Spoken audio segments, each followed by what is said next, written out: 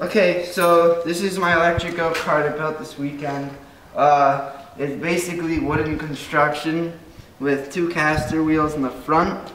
It has two 24-volt motors in the back. They're both 500 watts each.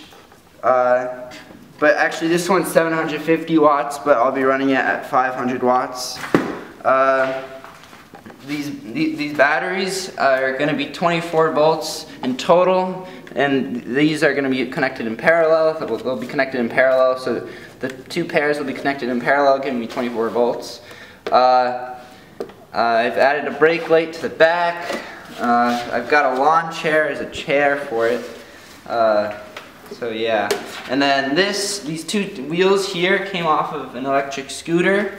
This wheel already had the sprocket attached to it, and it's the same chain that came with it.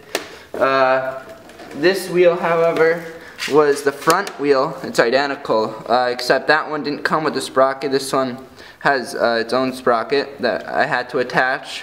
I don't have welding, so I attached it with like bolts and stuff.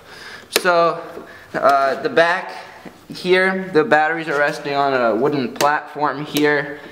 And the tires aren't the axle for the tires aren't on wood. They're actually on a piece of metal that is connected to the wood, because I needed something thin and strong to hold it. The wood was too thick.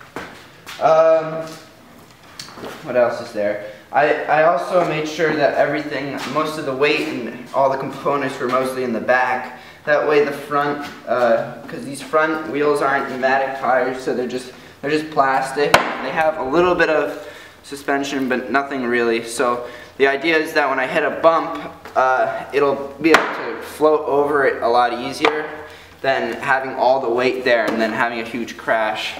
So that way it'll easily jump over it. The back, I make sure that there's enough room. Once I get the controller, which I don't have yet, but the idea is that when I have a controller, it'll all be connected to one controller, and the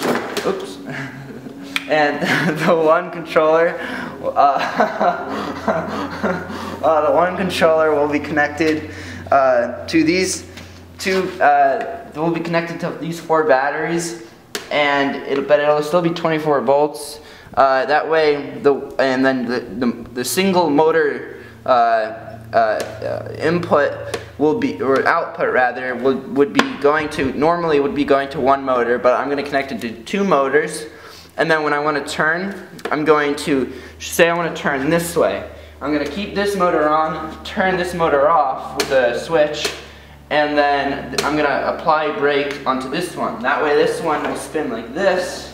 And it'll all spin around that way, and then and it's the same thing for the other side. Brake on this side, power on this side.